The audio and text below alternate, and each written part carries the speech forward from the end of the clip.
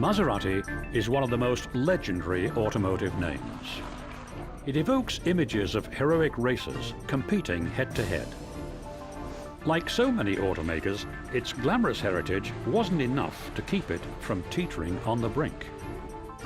But Maserati was revived to produce a stunning array of exceptional road cars.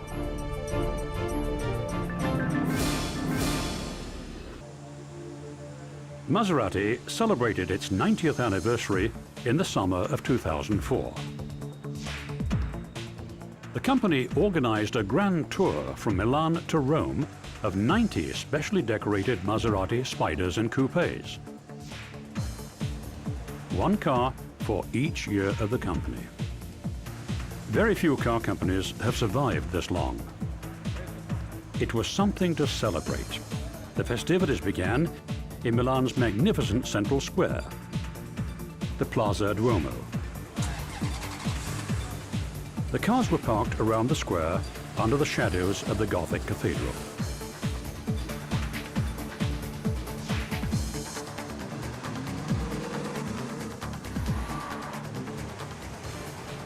The tour then headed to Modena, the epicenter of Italian sports car history and the current home of Maserati. They arrived at the Piazza Roma and parked in front of the Palazzo Ducali.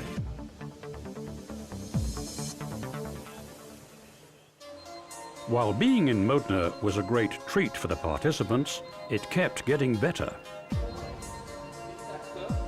The company arranged a special VIP tour of the factory.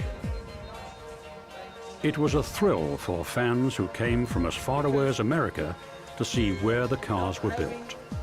Some were even more impressed with the historic cars that were also part of the festivities. The 90th anniversary was great. Wonderful time.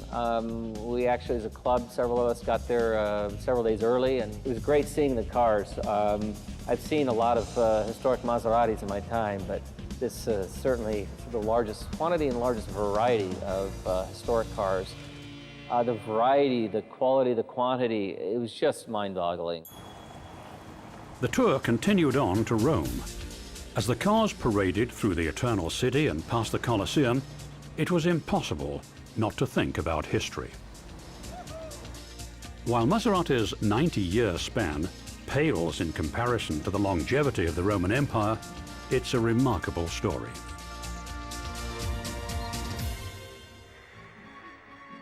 The company was formed in 1914, when the automobile was still a relatively new contraption. It excited the imaginations of millions around the world. Road racing turned drivers into heroes and became a siren song to those who yearned to take the wheel.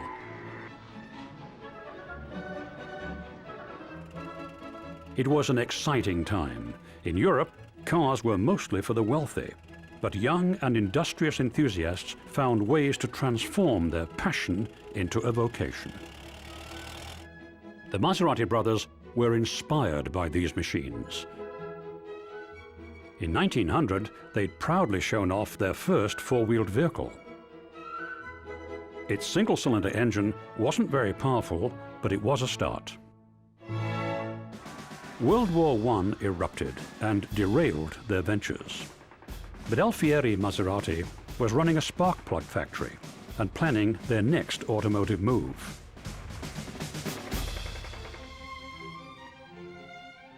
After the war, the Maserati brothers revived their effort and began to modify the cars built by Azotta Fraschini. In their stock form, these cars attracted wealthy buyers who relished performance. This one belonged to film star Rudolph Valentino. They transformed the Italian luxury cars into road races for customers and to race themselves.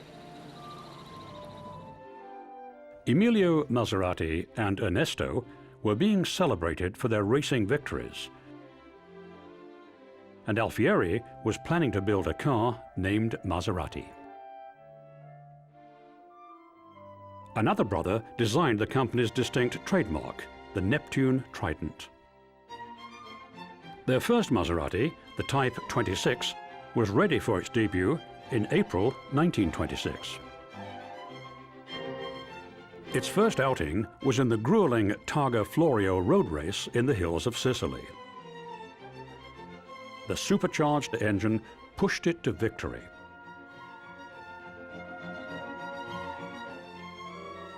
A glorious beginning for the Type 26 and its designer driver, Alfieri Maserati. Arch-rival Tazio Nuvolari was the leading driver of the day.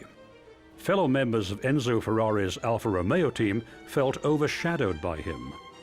This tension created an opening for Maserati. They lured Achille Vazzi away, and he started to win for them. His new home seemed to unleash his talents. Wins at the Coppa Acerbo, the Monza Grand Prix, and the Spanish Grand Prix, and at other venues, earned him the title Italian champion. Other noted drivers like Giuseppe Campari, a member of the famous aperitif family, and eventually even Nuvolari switched to Maserati. More wins resulted, and the company's fame continued to grow. Alfieri also developed nimble, smaller displacement cars that were well suited for road races like the famed Mille Miglia. This tortuous race takes drivers through ancient villages and along twisty mountainous roads as they battle for 1,000 miles. They won a first in the sports car class in 1931. 1932 brought more wins for Maserati. Campari took the checkered flag at the French Grand Prix. Another win for Maserati followed at the Rome Grand Prix, this time with Luigi Fagiolo at the wheel. While the company could celebrate, there was also tragedy. Alfieri Maserati unexpectedly died of kidney trouble. He was only 44.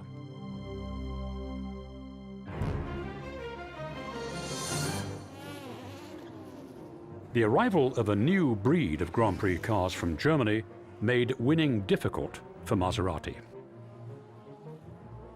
The Italians had great success in the 20s and into the mid-30s at automobile racing, be it Grand Prix, Formula-type cars, or closed-wheel sports racers.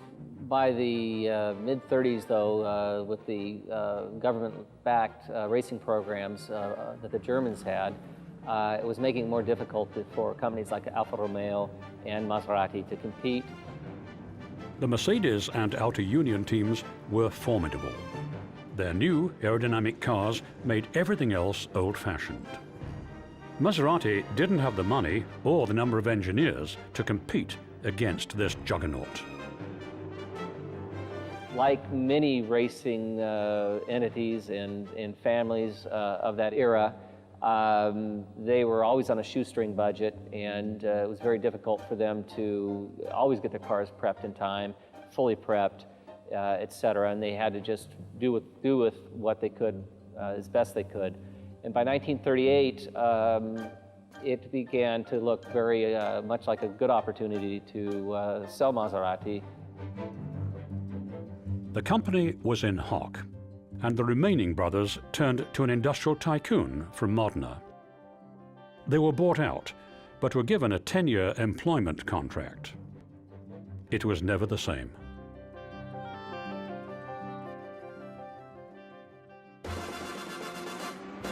There were still victories, especially the back-to-back wins at Indianapolis in 1939 and 40 by driver Wilbur Shaw. Shaw had beaten them in 1937, but switched to driving for Maserati. Maserati's win was the first time an Italian car maker had won the Indy 500. There was little time to celebrate. Once again, war engulfed Europe, and activities like auto racing disappeared. The fans became soldiers, and the Maserati brothers designed trucks for the military. After the war, Maserati began building road cars and also plunged back into racing. But the Maserati brothers left when their contract expired. And the Maserati brothers went on to form their own race car company called OSCA, O-S-C-A, and continue to make race cars and some limited street cars, primarily based off of Fiat engines and various chassis. Alfa Romeo and Maserati, without the brothers, began to compete once again. Germany was no longer a threat on the track. After World War II, the Germans were pretty much out of the picture in terms of competing for quite a while. The Italians jumped on board very quickly.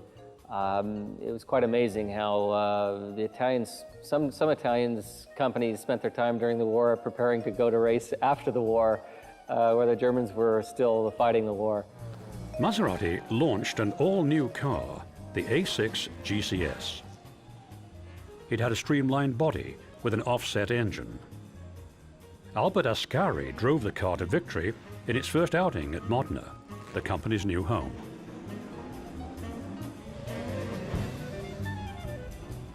While Maserati was experiencing a revival, there was a new rival on the scene: Ferrari.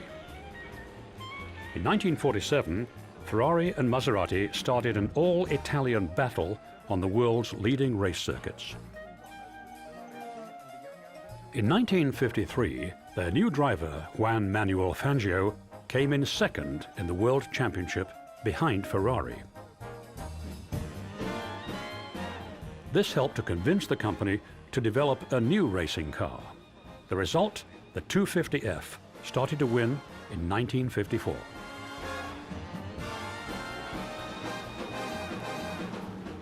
This car gave Juan Manuel Fangio a victory in the Argentine Grand Prix and brought him the world's driver's title.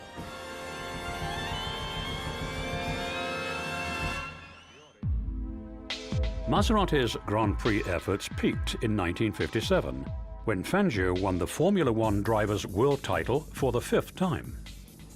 Fangio wasn't the only driver bringing Maserati glory. Sterling Moss and others helped the company win all sorts of competitions. But all this activity exacted a financial toll.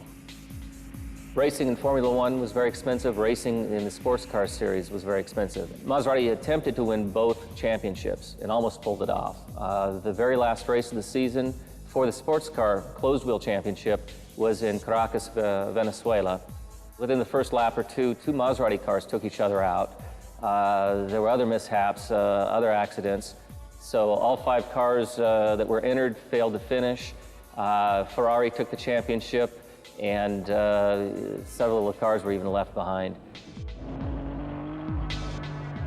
This spelled the end of sponsored racing for Maserati. Even though they weren't running a factory team, Maserati did develop cars that private individuals and amateurs could use to compete. The most famous, the Type 60 and 61, are the birdcage Maseratis that first hit the track in 1958. They were called birdcage because the chassis were constructed out of some 200 slender tubes. The lightweight cars lit up the tracks. Birdcage was the car to have in 61, 62, and everybody clamored to try to have that ride. It had superb handling and a great power-to-weight ratio. The birdcage repeatedly beat the English sports cars and the Porsches. Sterling Moss took one to Rouen in France, where it won its first race in 1959, beating a pair of Lotus 15s. It became popular with sports car racers all over the world. Drivers like America's Carroll Shelby also helped to keep the Maserati legend alive. But the real business of the company was building sporty road cars like the Mistral, named after a strong wind. It emerged in 1963. Mistral is a great car. It's one of the earliest hatchback cars that I know about in a production car. And it was one of the great Hot Wheels cars of the 60s. All us kids, we all had it, had one. Peter Ustinov had to have one of the real cars. The Mistral was the last to use Maserati's venerable inline six. They kept making the engine bigger and adding horsepower. It came with either a manual or automatic transmission. It was a stylish GT car.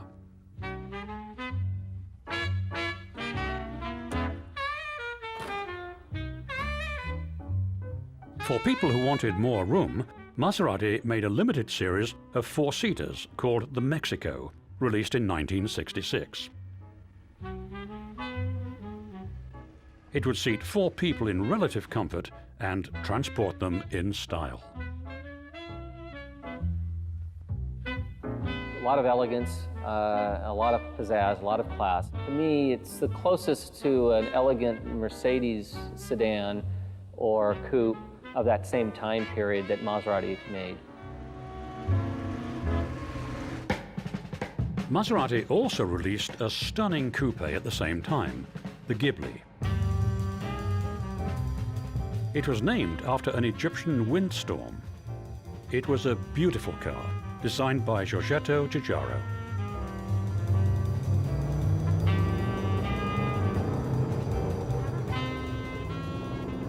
It's been said that Henry Ford II was so impressed with the Ghiblis he bought that he wanted to buy the company. Sammy Davis Jr., Peter Sellers, and John Paul Belmondo also bought one. The Ghibli is one of the quintessential cars of that time period.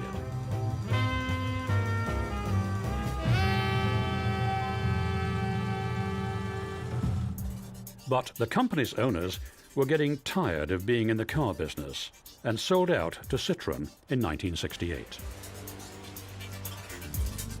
The acquisition of Maserati gave Citroën the opportunity to try something new. They developed a luxury coupe using a Maserati-built V6 engine. It was the fastest Citroën ever built.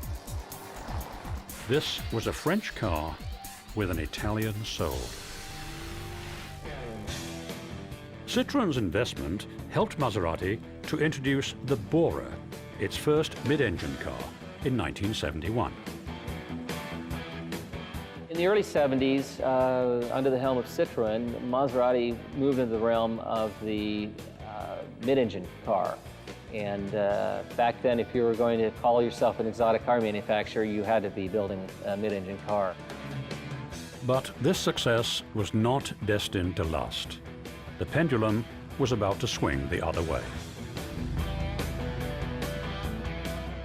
The late 60s were good times for automobile manufacturers of exotic and high-end performance cars. However, by the early 70s, it was all over. OPEC came about, oil prices shot up, and Maserati, along with virtually every other car manufacturer, was in a state of great turmoil.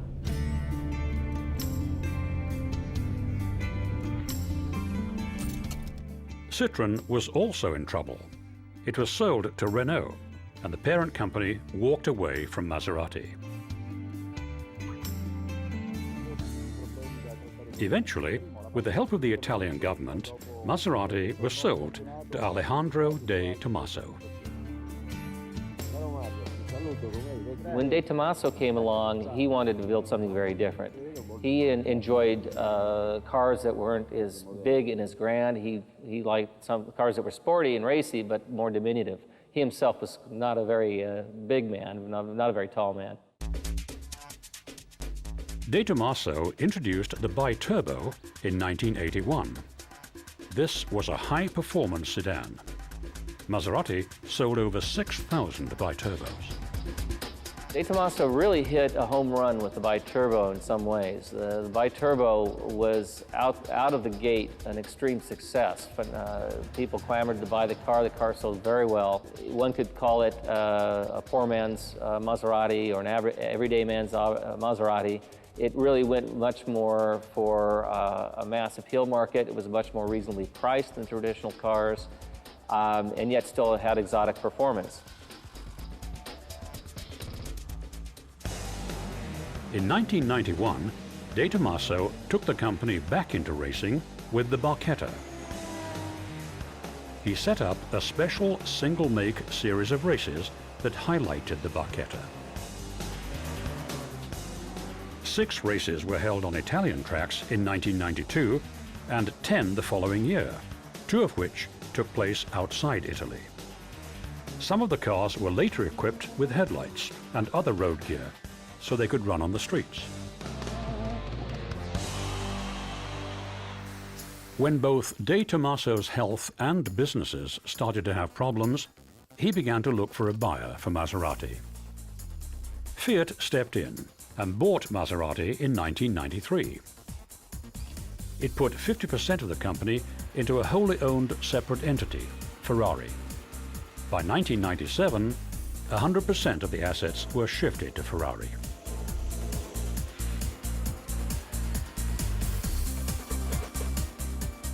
Maserati's former rival became its benevolent owner.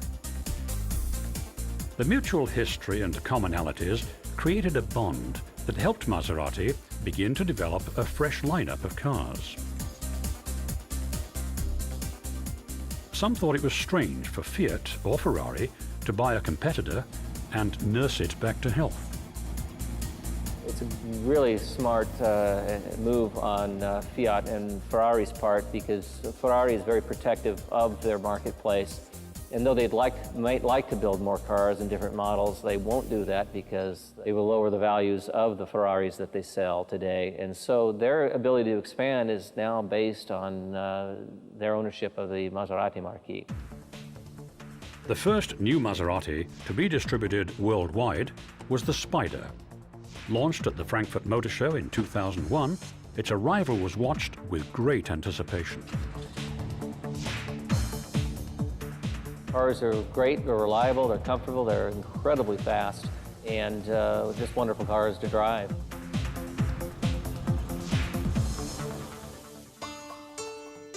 To appeal once again to people who needed more than 2 seats, Maserati created the Quattroporte in 2003. The Quattroporte is absolutely redefined the sedan. At the same time, you've got a car that has got styling and an interior and exterior that is just unsurpassed.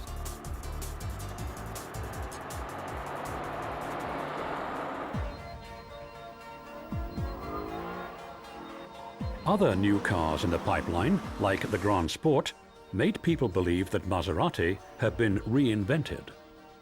It had reconnected with its heritage of performance and style.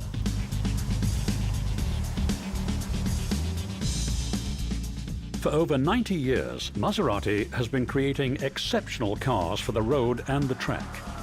It's a company that's weathered the ups and downs of financial uncertainty, wars, and changing tastes. Once again, it has taken its place among the builders of the finest motor cars in the world.